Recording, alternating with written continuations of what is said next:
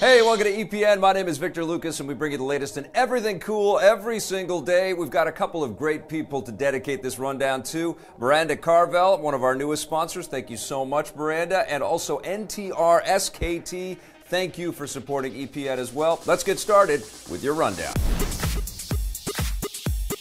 Another awesome comic series is headed to the small screen at last, man. FX has ordered a pilot episode for a TV series based on the award-winning comic Y: The Last Man. The books, written by Brian K. Vaughan and penciled by E.P. Palpia Guerra, were first published from 2002 to 2008 and take place in a post-apocalyptic world where all men have died with the exception of one, hence the title. They were bestsellers when they were first published, and there have already been several adaptation attempts, including a big-screen movie, but they've all failed to get off the ground. Hopefully FX will have better luck. It's no surprise that FX is interested in the property. Big comic books have served as the inspiration for other hit cable shows like The Walking Dead and Preacher, so FX is likely hoping for the same success with Y: The Last Man. We'll let you know if the pilot episode gets picked up for a full season order. Over on streaming television, the new Lord of the Rings TV series is looking like the biggest thing ever. The show is shaping up to be the most expensive scripted television project ever made, not just for an online streaming service, but traditional networks as well. According to a new story in The Hollywood Reporter, Amazon paid $250 million for the rights to make the show, outbidding their biggest rival Netflix, and on top of that, they're committed to making at least 5 seasons and are prepared to spend as much as $1 billion.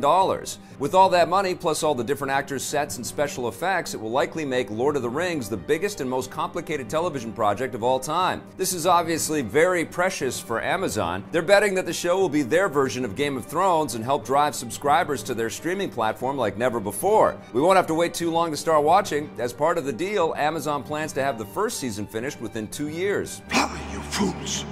The world's biggest battle royale game is trying something different, not being a battle royale game.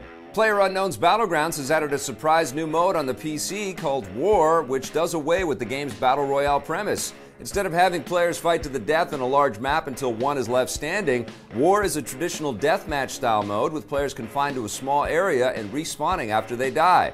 You'll also be able to spawn with guns and gear already in your hands rather than scrounge for it at the start of each match. This obviously completely shakes up the Battlegrounds formula, dropping the Battle Royale premise that made it such a hit and embracing the same type of match found in pretty much every other online shooter. I guess you can't blame them for trying something new, or in this case, something old. Thankfully, fans don't have to play the new mode if they don't want to. It's unclear how long War will be available or if it will be coming to other platforms. Audiences might have a bad feeling about it, but Disney seems pretty confident in Solo, a Star Wars story. The new movie is officially set to get its world premiere at the prestigious Cannes Film Festival on May 15th, 10 days before its global release. It will be screened out of competition, which means it won't be up for any awards, but that still means some of the world's biggest movie critics and cinema snobs will be able to see it early and get their reviews out. This could be Disney's way of ending the negative buzz surrounding the film if the notoriously picky Cannes crowd enjoys it, that is. Solo, a Star Wars story, was plagued with bad publicity last year when Disney and Lucasfilm abruptly fired original directors Phil Lord and Chris Miller, replacing them with veteran filmmaker Ron Howard, with reports that Howard reshot significant portions of the movie. If Disney is willing to show the finished film at Cannes, it hopefully means that they're confident it will be a success. Thought we were in trouble there for a second, but it's fine. We're fine. It's not the first Star Wars movie to be shown at the event. 2 prequels were screened at Cannes, Attack of the Clones in 2002 and Revenge of the Sith in 2005. Hopefully, Solo is better. That's yes.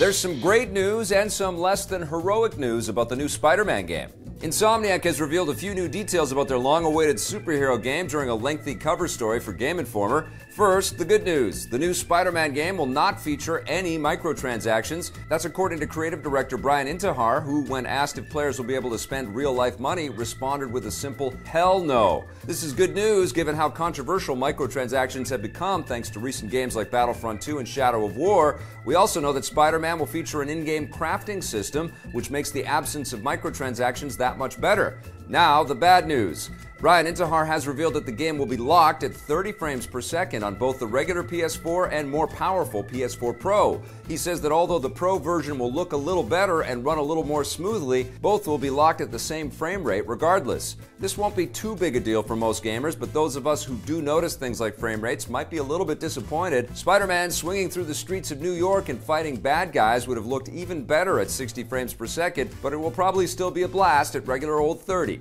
Insomniac's Spider-Man SpiderMan lands on September 4th exclusively on the PlayStation 4. I got this. It looks like relocating stateside is doing some great things for the Far Cry franchise. Ubisoft has announced that their new open-world shooter, Far Cry 5, has become the fastest-selling game in the franchise's history. They haven't said specifically how many units they've sold, but they claim that the game has more than doubled the first week sales of Far Cry 4, making it not only the biggest Far Cry launch, but the second biggest launch for any Ubisoft title, second only to The Division in 2016. Far Cry 5 is also signaling changes in the way consumers buy games because digital downloads accounted for more than 50% of the first week's sales. All of this is obviously great news for Ubisoft and the development team headed by Ubisoft Montreal. Far Cry 5 is the first game in the series set in the United States, so there was some trepidation about whether or not gamers would accept it. There's also an online multiplayer component called Far Cry Arcade, which Ubisoft is hoping to turn into an ongoing game as service, so the strong initial sales make those plans that much easier. Something to cheer about. You can watch my review of Far Cry 5 right now on our channel. And that wraps us up for the rundown today. Thank you so much for watching. We'll be back again on Monday, and make sure you tune in over the weekend for our classic episode of EP. If you like what we do, don't forget to hit subscribe, that little bell, and if you're so inclined, that sponsorship button.